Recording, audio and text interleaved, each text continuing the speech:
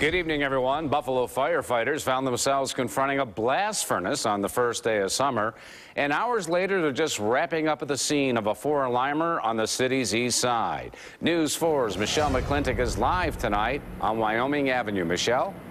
Well, Don, take a look behind me. It's a completely different scene now. You can see the fire has been put out of the building. And if you take a look down the street here in Wyoming Avenue, you can see some of those fire trucks wrapping up their hoses, pulling away.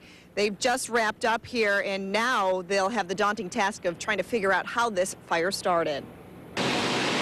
Salerno Paint and Paper has been around for over 15 years, and tonight the business literally went up in smoke. It started around 3:30 here on Wyoming Avenue. Immediately, firefighters fought this blaze defensively, so it took a while to gain control of it. We didn't send anybody in. We didn't know about the integrity of the structure or the contents of the structure. Hundreds of gallons of paint and paint products were inside, according to the fire commissioner. You can clearly see the thick black smoke at the front of the building. But hours later, it kind of took off through the rest of the building. Crews spent 3.5 hours getting the raging fire under control. They're taking a beating. Heavy gear on a hot day made it a tough fire to fight. We had to call companies back in. We have callback companies that we're calling back in to try to augment our manpower. And as that manpower increased, so did the demand for water. The city had to boost the pressure to provide enough for the crews on the scene and the neighborhood. That building's got to be about 100 years old.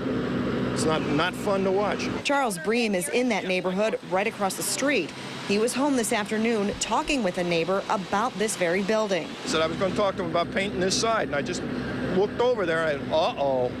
And because I saw the little smoke coming out there, and I know, little smoke like that in an old building. He says the owner of the paint store is a good neighbor and was fixing up his old building. They were having a new roof put on, one of those sealed down roofs where they used a propane torch to seal the tabs, and I think that's pretty much what did it. But again, fire investigators don't know yet what caused the fire here.